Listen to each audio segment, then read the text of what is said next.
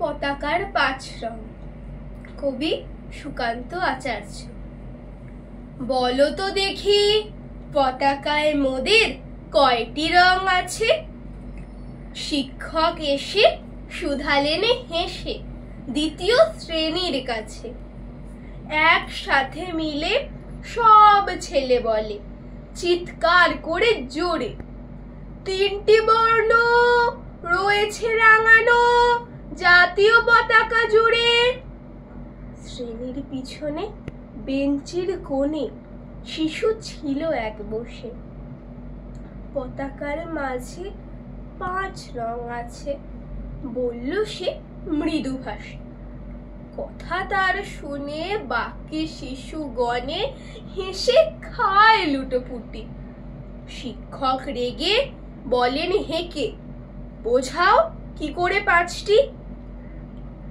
মাথা নিচু করে ভয়ার্ত স্বরে সরল শিশুটি বলে, ওপরে গেরুয়া মাঝখানে সাদা, সবুজ আছে তার তলে, আর আছে আঁকা গোলাকার চাকা, নীল রং আছে এতে। শিক্ষক বলেন, এটিকে ধরলে তবু হচ্ছে 4টে। সরল শিশুটি বলল তখন, রং আছে আর এক, লাল লাল ছোপ দাগ দেখা যায় ওই পতাকার মাঝে। বাবাকে যখন আনলে ওরা কফিনের ঢাকা খুলে, জড়ানো রয়েছে দেহখানা তার পতাকা আর ফুলে। রক্তের দাগে ছিল লাল ছোপ ওই পতাকার মাঝে। এই নিয়ে মোট হলো 5টি, এবার তো ঠিক আছে।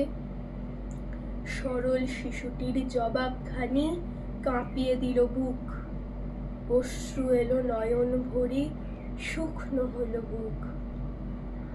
আজও যারা দেশের জন্য করছে বলিদান, স্বাধীনতার শহীদ সম তাদের অমর প্রাণ।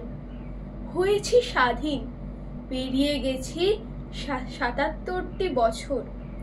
দেশ বাঁচাতে যাচ্ছে যে প্রাণ, রাখছে কি তার খবর? নমস্কার।